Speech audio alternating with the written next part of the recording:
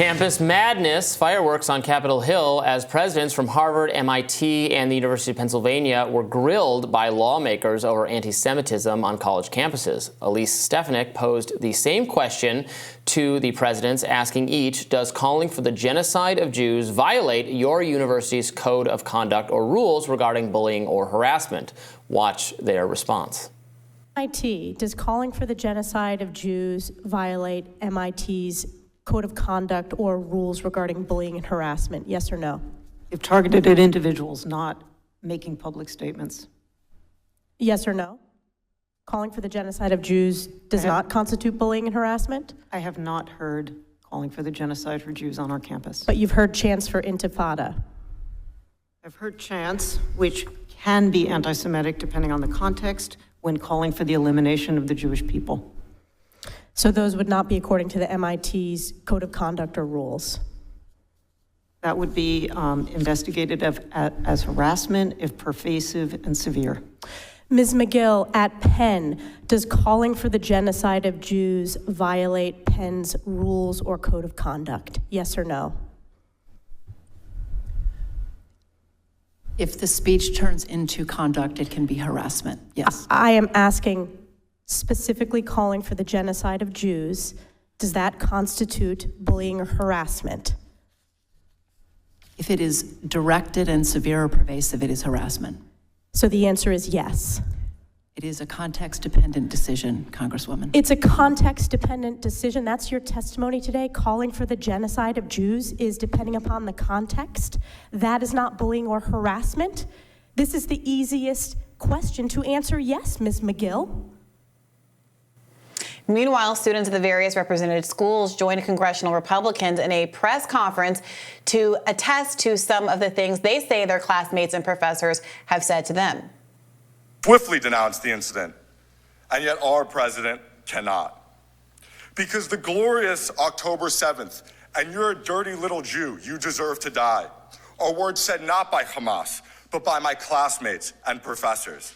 And because despite all of this, I am adamant and hopeful that we will not accept, least of all embrace, this horrific new normal on college campuses today. But while the focus of yesterday's hearing was on anti-Semitic incidents on campuses, friend of the show Glenn Greenwald highlighted that there have been a number of anti-Semitic comments that have gotten a lot less attention on various protests for Israel. For example, here in this tweet, he says, should university administrators allow speech of this kind on campus, or should they ban all such views and punish any students or student groups expressing them? All right, what do you make of this? So I watched some of the hearing. There was a lot of, I saw anger toward the university president's answers, including from the members of Congress grilling them. So I actually don't have any problem with what they said, because they're right. There are and should be broad free speech protections given to the students and to the faculty, and you can make under a now. I mean, the campuses don't have to exactly follow the First Amendment. It's a little bit complicated. If it's a public university, it does. If it's a private university, maybe it does because it gets funding. In any respect, they've promised to follow free speech principles, so they've said they're committed to doing it. So they should be held responsible for that commitment, given that they take money from the students to attend. So you can say really hateful, anti-Semitic, even genocidal things, and if it's aimed at a frankly a broad enough group, it will not be considered specific enough to qualify as harassment or a threat. That's just true of statements in general. I mean, I could say, I'd like to kill, or I wish we're dead.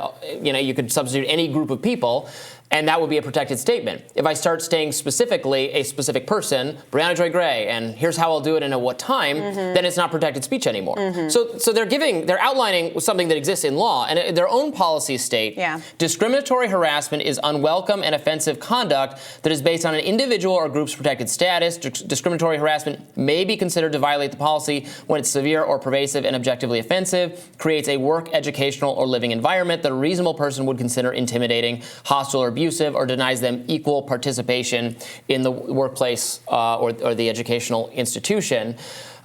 So So there are arguments there that it's context specific, and if it's just words said, so just chanting, it's probably protected. If you wrote a statement on someone's blackboard on their dorm room, that would probably be targeted harassment, and it is context specific, is accurate. I'm sorry that's so annoyed, at least Stefanik, but it's accurate. Now, but I will say, I think part of the frustration that is justified is that, I've covered campus free speech issues, incidents for like 15 years now. And I have seen over and over again investigations and suspensions against students and against professors on the mere whim that someone was offended, the mere suggestion. Can you give an example? The universities themselves create bias response systems where if someone uses the wrong pronoun for you, there's so many, I've covered tons of cases. I'm just asking for an example of someone who's been suspended or expelled because they used the wrong pronoun or said something anti-black or anti-Asian or whatever, or anti-gay or whatever. There was a student who on his test, you're supposed to fill in the name of your professor and wrote the wrong pronoun for the professor and was given an F assignment for doing that and had to appeal it and said, well, I don't have. Okay, but I just want to be really specific. Well, there's an example. Right, but I asked if there's an example. They're talking about whether or not these people should be, you mentioned specifically expulsion, for example.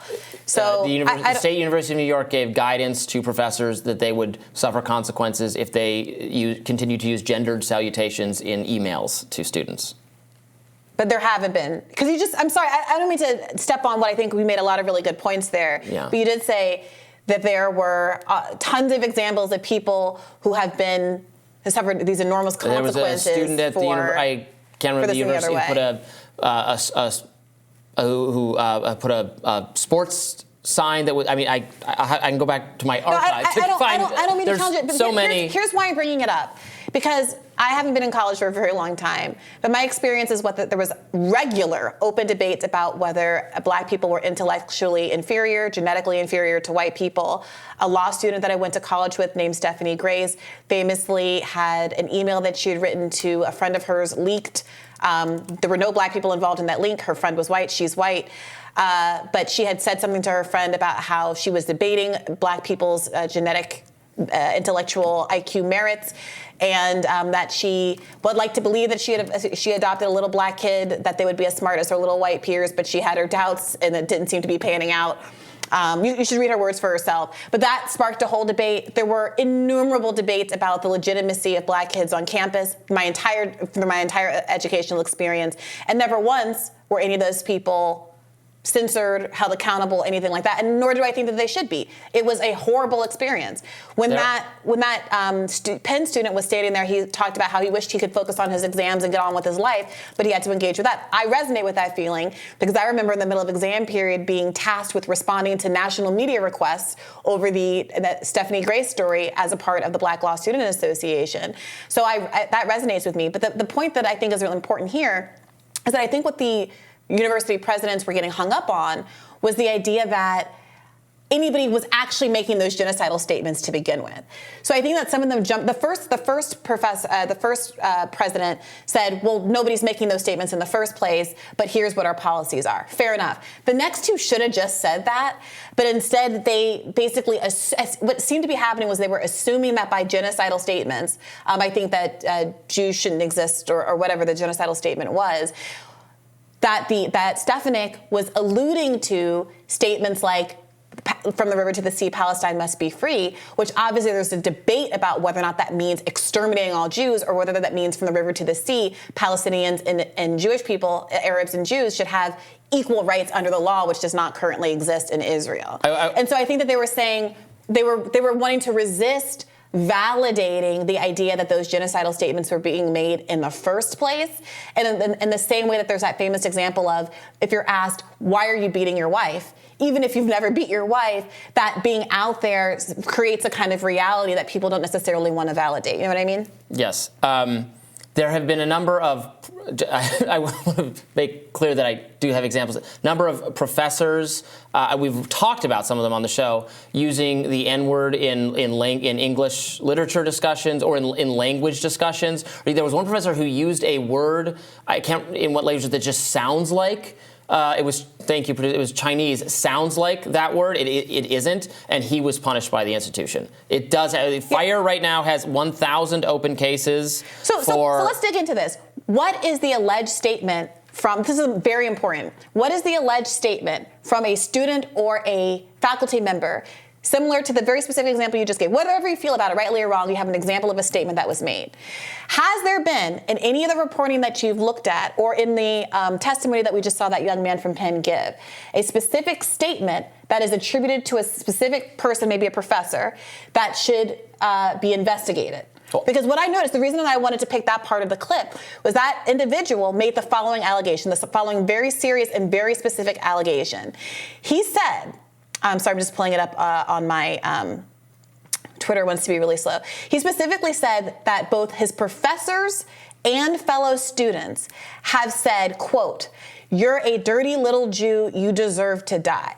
Now, I strongly agree that if a professor or a student, but especially a professor, was heard saying, "You're a dirty little Jew, you deserve to die," that absolutely there would be professional consequences, and there should be professional consequences. Now, before we're reading the student guidelines and the professor guidelines are two very different things. Professors should absolutely not be teaching at an institution where they are saying something as vile as that. But why is it that there's a congressional hearing where this young man is going to get up and be able to make that kind of an accusation without saying who the professor was?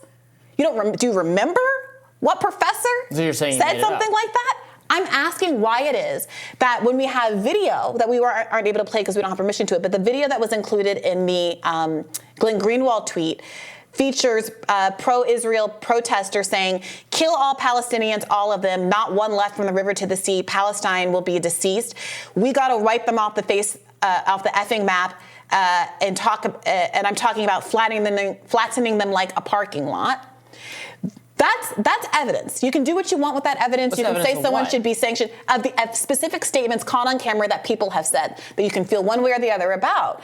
But as I've been reading about the allegations of what's going on in Penn, calling for an intifada.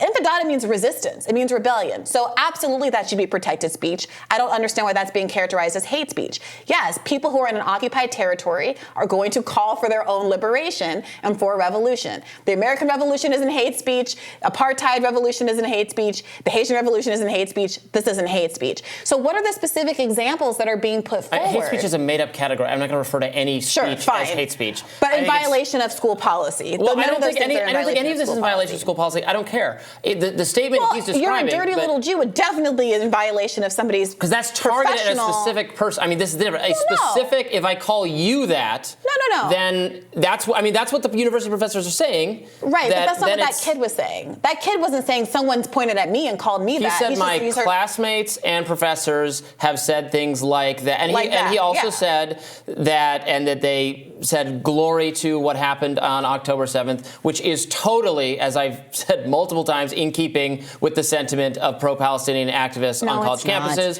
It's keeping with the sentiment of people. Today we witness a historic win for the Palestinian resistance, referring to the events of October 7th. Let me finish, Robbie. A lot of people made statements like that. Wait, I'm validating what you're saying. Yes. Give me the space to agree with you, Jesus. On October 7th, October 8th, people were saying things like that. Norm Finkelstein, who has gotten a lot of viral attention right now because of how compelling he is, has talked about how he also, when the facts were not out and it seemed like this was a resistance movement and nobody knew how many civilians had been killed, made statements like that, which Norm Finkelstein, I can't speak for every student on campus, but Norm Finkelstein, who again is the son of Holocaust survivors, revised when he realized the gravity of not the legitimate kind of military revolutionary act, but the actual attack on civilians that is in no way validated under international law and cannot be characterized as a revolutionary act. All right, well, I would have deleted this statement from my website then if it was just a misunderstanding. But the point of the matter is their mind had been sufficiently changed. I don't think they've changed their mind about it. Okay, well, this is an important point. We now have, what has happened actually is that students making anti-Palestinian, anti-Arab comments have not gotten the same kind of treatment. We had almost every congresswoman out in front of Congress doing a vigil for the lost Israeli lives. We had the 5 or 6 members of the squad at a vigil for the now 15,000 Palestinians have been killed using American bombs in Gaza. You have 3 Palestinian students literally shot one paralyzed permanently, wait a minute, below the waist as a consequence of anti-Muslim hate, anti-Arab hate, anti-Palestinian hate, and had a 6-year-old stabbed to death as a consequence of it. But what Congress is doing is allowing a student to come forward and put forward unsubstantiated. If he can substantiate it, God, please, I hope he does, because no professor should be allowed to make those kind of statements in my view. But making unsubstantiated claims at the same time that Congress is passing legislation that says anti-Zionism is anti-Semitism. So in a world where the United States Congress, we know they believe that being critical of Israel is the same thing as being anti-Semitic, then how can you credit someone who's saying abstractly that people are making anti-Semitic statements when we know that to so many of these people, anti-Semitism means saying anything critical of Israel? I know that, and there's something, I don't know. I don't even know what to say. I'm done with this segment. Fine, whatever. Okay. More Rising after this.